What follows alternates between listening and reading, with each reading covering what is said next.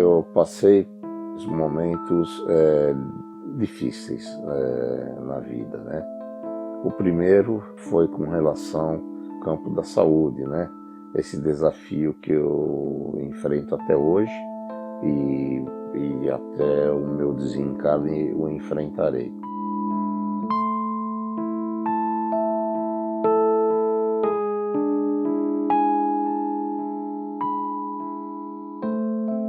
Para quem não conhece a religião espírita, a doutrina espírita, não tendo esse consolo, acho que é um pouco mais difícil suportar, né?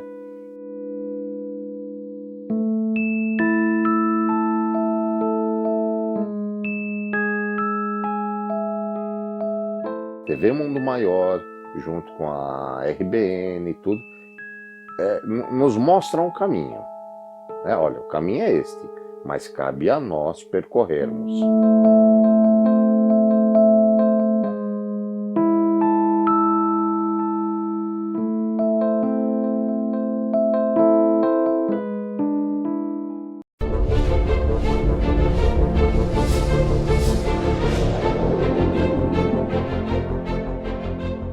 Olá, meus queridos amigos e irmãos telespectadores da Rede Mundo Maior. É com muita alegria que iniciamos mais um programa Abrindo a Bíblia na TV.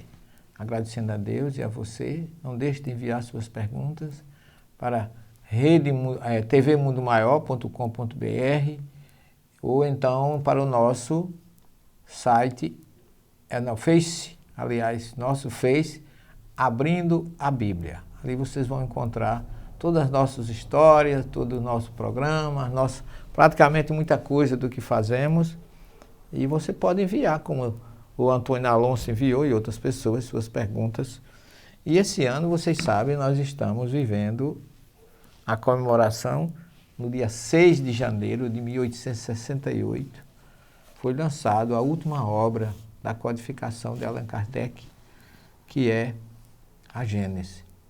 Eu tenho uma paixão muito grande por essa obra, é uma das obras que eu mais consulto, porque é uma obra onde Kardec dá um show de conhecimento, de interpretação.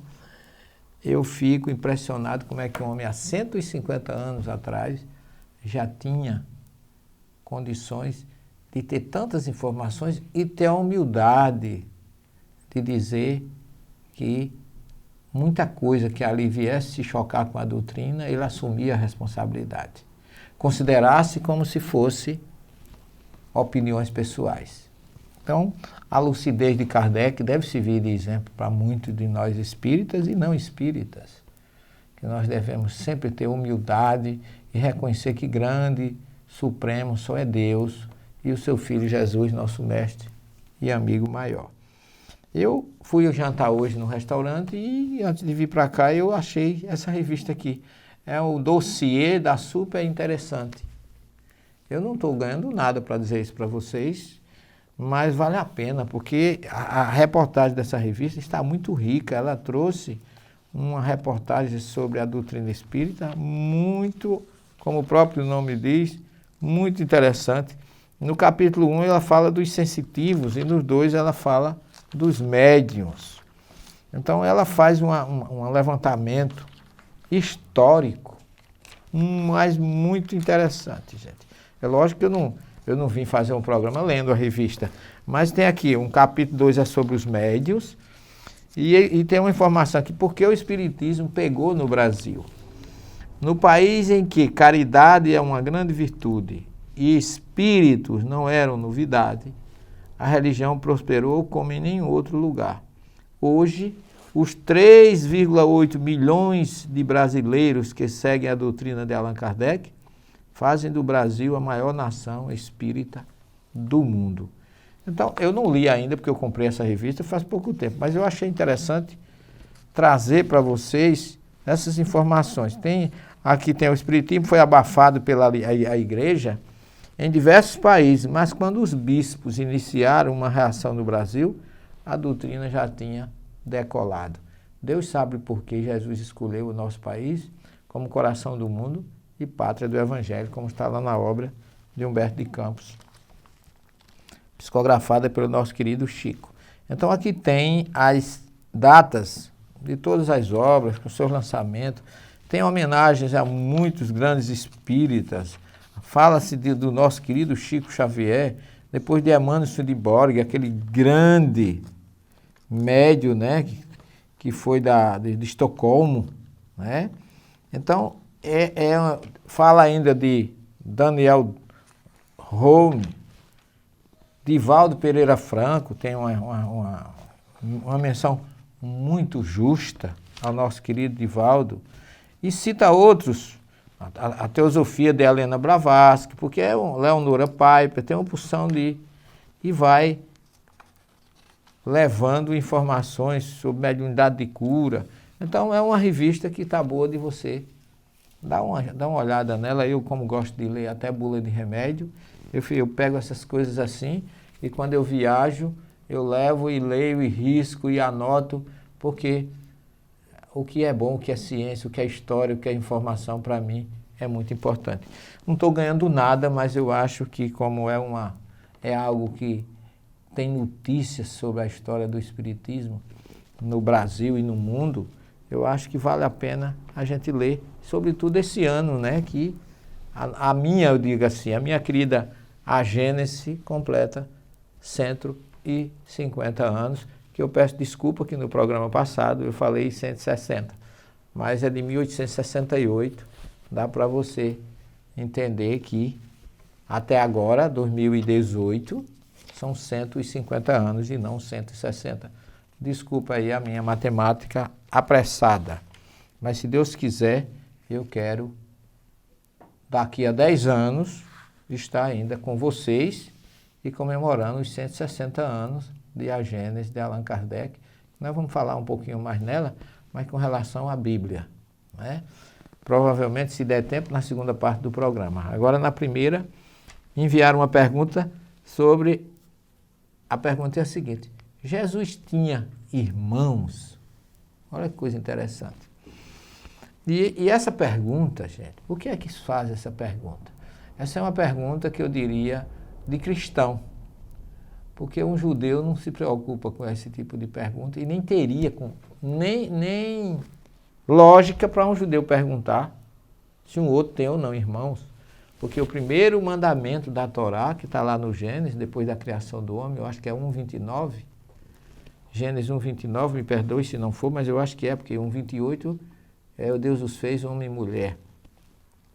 E a primeira mitzvah, que a palavra mitzvah em hebraico é mandamento, ou o primeiro mandamento da Torá é crescer e multiplicar. Então não tinha nem lógica, a não ser que a pessoa tivesse doença. E você pode observar que a grande tristeza ou a grande decepção das mulheres ou das patriarcas do povo hebreu era não ser mãe. Porque era como se fosse um castigo de Deus não ser mãe, porque ele mandou que o ser humano crescesse e multiplicasse. Então vem Sara estéril. Vem Elcana estéril, a mãe de Ana e Elcana, o pai e a mãe de Samuel. E muitas outras, a mãe de Isabel. Isabel, a mãe de Maria. Isabel e Joaquim, desculpe, Ana e Joaquim, os pais e a mãe de Maria. Isabel, a mãe de João o Batista. Então é uma história de esterilidade como se fosse uma punição. E as mulheres sofriam, a gente vê pela história, né? Inclusive o anjo Gabriel disse para Maria: veja que aquela Isabel, que é aquela que era considerada estéril, já está no 6º mês. Quer dizer, há muita referência à questão das mulheres matriarcas, sobretudo do passado, que não eram mães e viviam infelizes e sofriam por isso. A história de Ana e Elcana lá em Shiló, na Samaria, ela fazendo no tabernáculo a sua oração e pedindo a Deus que ajudasse ela a ser mãe, e vem Samuel e ela ofereceu Samuel a Deus, e ele foi o grande homem, um grande sacerdote que ungiu Saul, ungiu Davi, e é uma história que a gente observa que há uma questão de sofrimento das mulheres, das mães, por não poder ser mãe. E a pergunta, Jesus tinha irmãos, tem muito a ver com isso. Porque a igreja, nos seus dogmas, tornou Maria estéril, vamos dizer assim. Porque ela só teve Jesus e foi virgem antes, durante e depois. Então isso é uma questão que fica difícil, porque trouxeram ainda a história dos patriarcas, a história dos irmãos de Maria, que ela não podia ter filho, que é uma coisa que as traduções colaboraram muito com isso. Você vê Isaías 7,14, ele fala em Alma em vez de Betulá. Mas a tradução do grego transformou Maria numa mulher virgem. E isso para o judaísmo é terrível, gente. Esse é um grande impasse no judaísmo aceitar o cristianismo.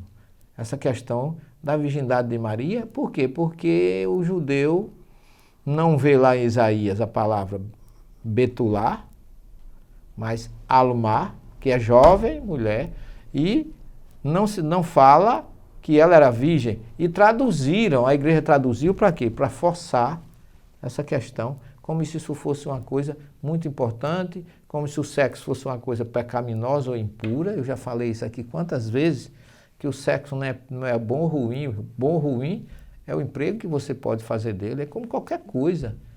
Nas nossas vidas são feitas para ser utilizadas adequadamente. Se você utiliza inadequadamente, você está abusando, e é nisso que se encontra o erro. Então não há uma unidade.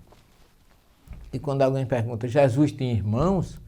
É como se fosse assim, vamos negar a virgindade de Maria, como se negar essa virgindade fosse um desrespeito. Eu acho que Maria era virgem espiritualmente. O seu espírito era puro, era virgem de erro, era virgem de egoísmo, de orgulho, de inveja. Maria foi um ser de candura, de pureza. Acima desse tipo de pergunta, se era ou não era virgem, isso não tem significado materialmente nenhum. O grande significado de Maria é que ela foi a mãe do nosso grande mestre Jesus. E é por isso que os cristãos dos primeiros séculos, sobretudo os evangelistas, não valorizavam isso. É tanto que Mateus, Marcos e Lucas, eles falam dos irmãos de Jesus. E toda a história mostra que Jesus teve irmãos. Mas eu vou aprofundar isso na segunda parte do nosso programa. Não saia daí, 1 minuto só. Até já.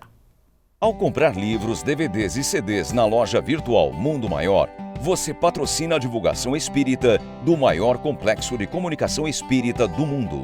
Compre através do nosso e-commerce. Invista em um planeta de regeneração.